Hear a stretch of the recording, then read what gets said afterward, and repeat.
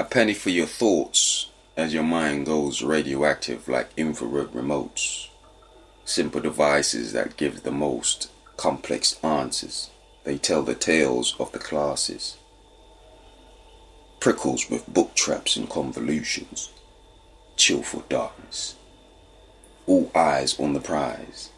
Everything twice as nice. Light, militant with my expressions. Diligent with my crosses, so your eyes can see it, while I surmise the answers, ultimate skeleton key, exoskeleton for the soul, hard back, thus my infrastructure remains resilient, equipped with fortunes, extra stubborn, the perfect automatic, though comes by the millions. Thoughts comes by the millions, though I never mind it. Calm and collected, I can take it.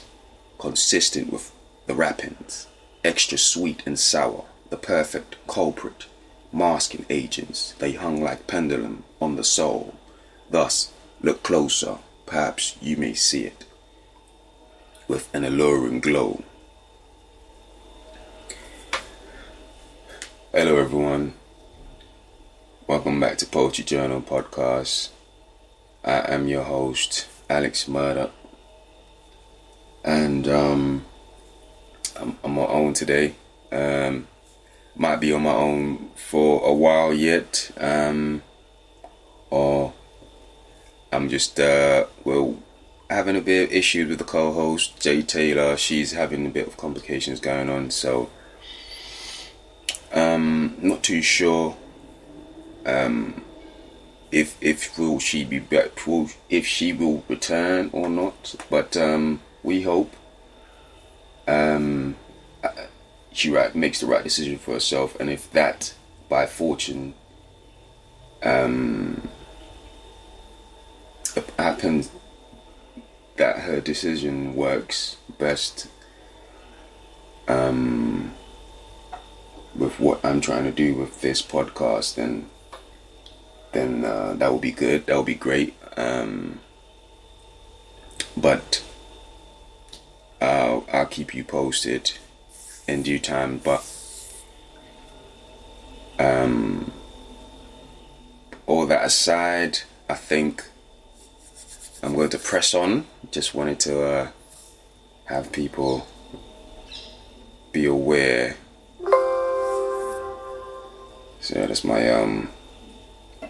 that was my laptop acting silly.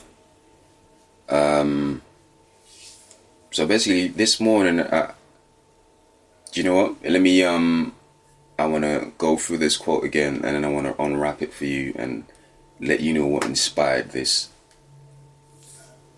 So, for the second time. A penny for your thoughts as your mind goes radioactive like infrared remotes. Simple devices that give the most complex answers. They tell the tales of the classes. Prickles with book traps and convolutions. Chillful darkness. All eyes on the prize. Everything twice as nice. Everything light. Militant with my expressions. Diligent with my crosses, so your eyes can see it. While I surmise the answers, the ultimate skeleton key, exoskeleton for the soul, hardback, thus my infrastructure remains resilient, equipped with fortunes, extra stubborn, the perfect automatic, the thoughts comes by the millions, though I never mind it. Calm and collected, I can take it. Consistent with the wrappings, extra sweet and sour, the perfect culprit, masking agents, they hung like pendulum on the soul. Thus look closer, perhaps you may see it with an alluring glow. And so this piece, this quote, or should I say, this piece, this quote from a piece I wrote recently. It was quite a peculiar piece to write, just in the way that it developed. It was not the usual. It was not the norm. The way I write, just in a sense of like, I was just writing, and it's just almost like it didn't really make much sense while I was writing, and it just so happened that I really had to just look at my words. It was just like random words, random words, random words. And fortunately, obviously, I know myself, so it's kind of like I really had to go over the words and just like, I'm there like, what do I mean by these words? It's just random words. And, that's when the creativity kind of kicked in, but tethered by logic this time. And so I was just deciphering everything. And I'm explaining this part of it to say that I find that this is the situation with people, certain people sometimes, as I'm sure most do. Like, we say one thing and we mean another, or it's almost like a full-time job trying to decipher what somebody is trying to express to you, or what they really truly mean, or the motives behind their words.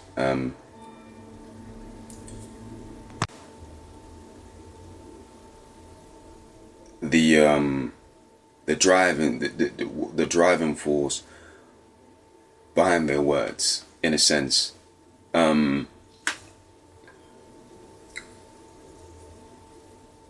example, I've noticed a lot of narratives recently. Perhaps they've always kind of been there to an extent, and I would say that's the case. But they speak almost on the behavior of men, in a sense. We've heard, in a lot of ways, it is in a scrutinizing fashion. What I find peculiar about the situation is that, and I would say, to an extent, men are being painted with a broad brush as being a villain in a lot of women's opinion, like on their expression of what they think a man is, in a sense, or how they see men. And we know this is clearly not true. It's not the case. And obviously, I would put the disclaimer that there is no excuse for men doing the wrong things that they do. Mistreatment in any way deserves lawful reprisal, bar none. And also, like, we are not speaking. I would never make that paint with that broad brush myself. So we're not talking about every woman or anything like that. But from my observation, the past few months, it seems to me, I've noticed a lot of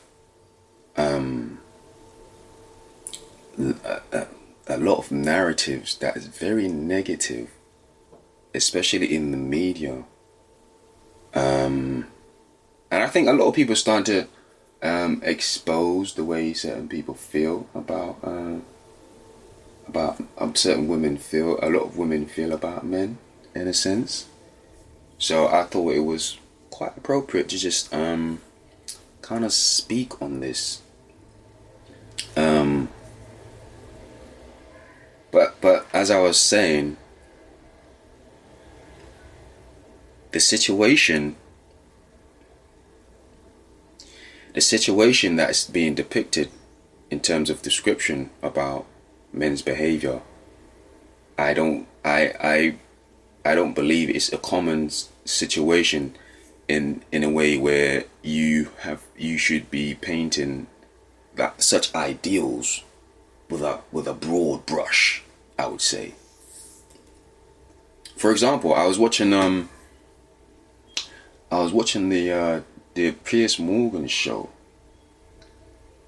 and I'm just gonna mention this briefly, but it was almost like he had a feminist on there, and I just want to mention something she said, and I was just like, that stuck in my head. She said men should be scared of women, and obviously the context behind it was, to do with like teenage, fumblings or anything like that, where teenagers get together and like, for example, even play fighting or something like that with the opposite sex, in a sense. And I guess maybe she is trying to go to the extreme to say that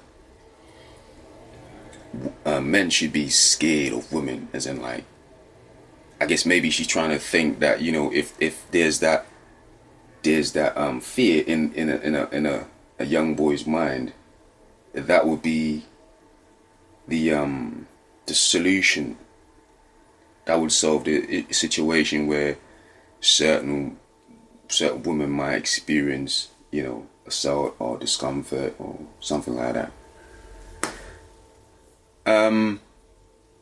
Yes, I just felt, I think personally that's very extreme, but I think a lot of people at the time, within the scope of the interview, expressed that. So that's fair.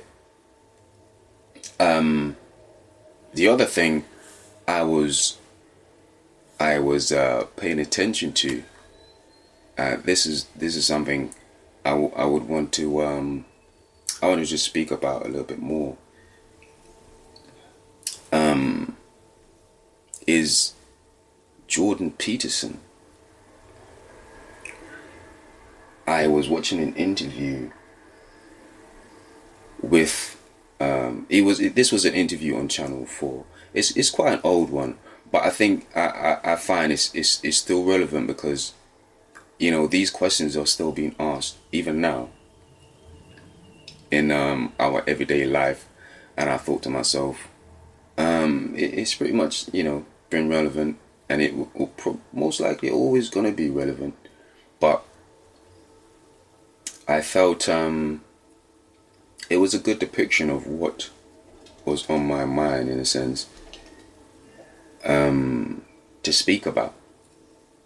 So they were discussing the pay gap, and I will leave a link to this.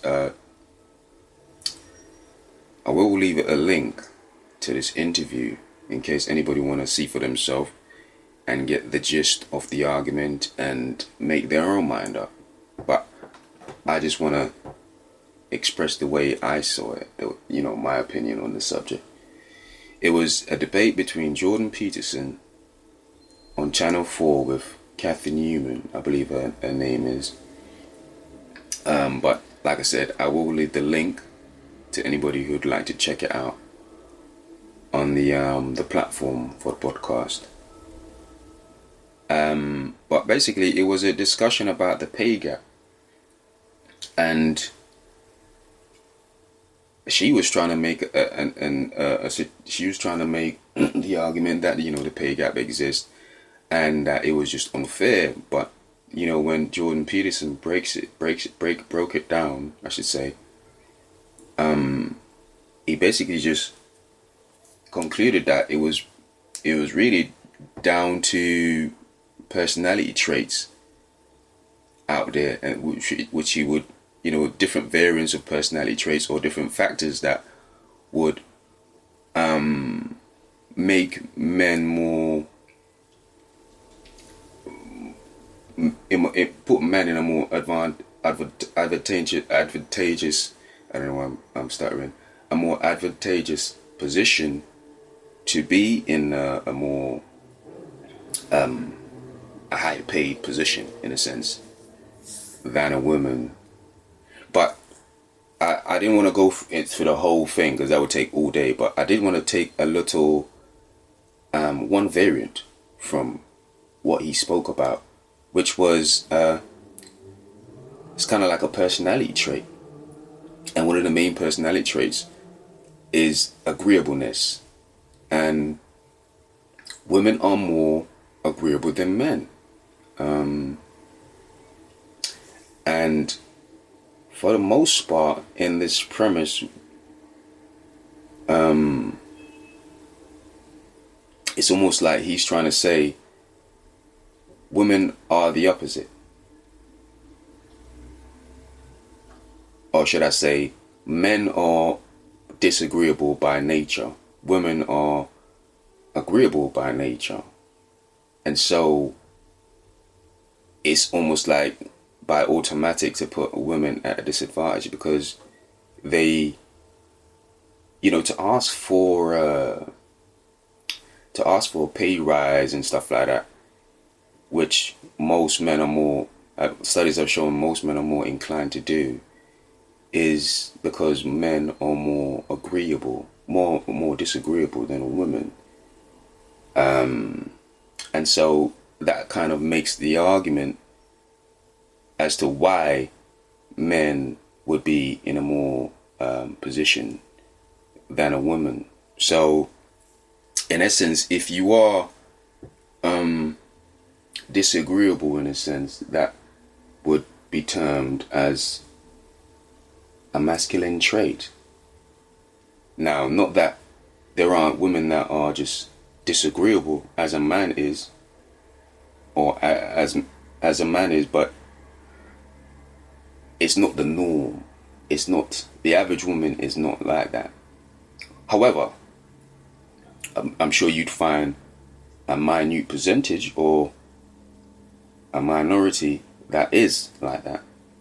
Meaning, and there's also the argument that there are women that earn more than men. But again, that personality trait is not a natural thing for a woman. And so, for the most part, in the premise, women are too agreeable to ask for a pay rise. This is one of the variant that accounts for 5% within that specific situation, because there's a lot of variance out there. In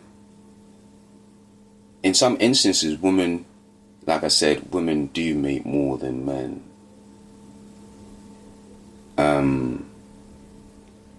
I would add as also that around the age of 32, it's kind of like an average age where around that age, women usually have a career crisis,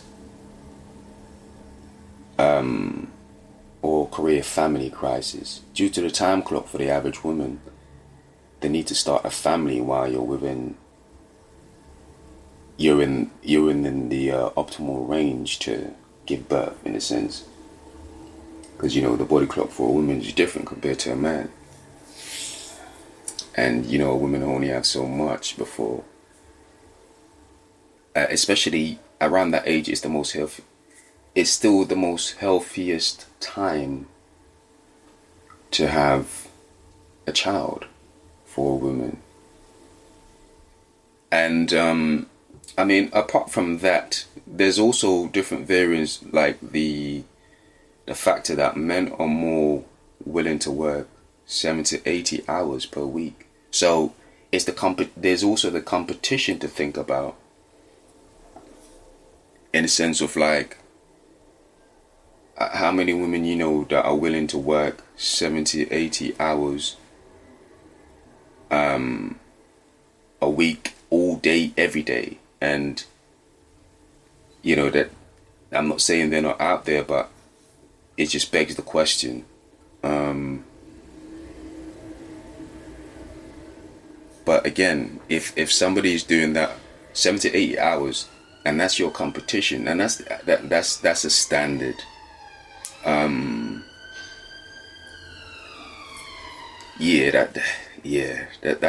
I feel like, I believe, it sounds to me, it appears that that's hard to overcome if you're a woman trying to, but like I said, there's a lot of factors, but I just want to speak about this one precisely. And there was a massive discussion, so I would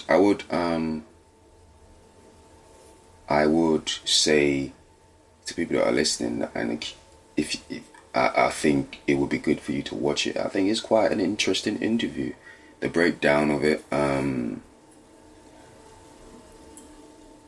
But in the end, the pivotal part I really wanted to mention, which leads me up to here, is the lady concluded, Kathy Newman concluded,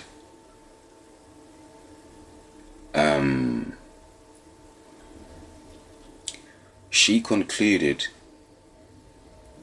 that why not have bosses adopt female traits. Why not have bosses adopt female traits? And obviously the answer he gave was female traits don't predict success. Like I said, another female trait is agreeability. It doesn't predict success, as a men's trait being disagreeable. But it begs the question, in my mind, just the fact she asked that question, is she really trying to say, why aren't men more feminine?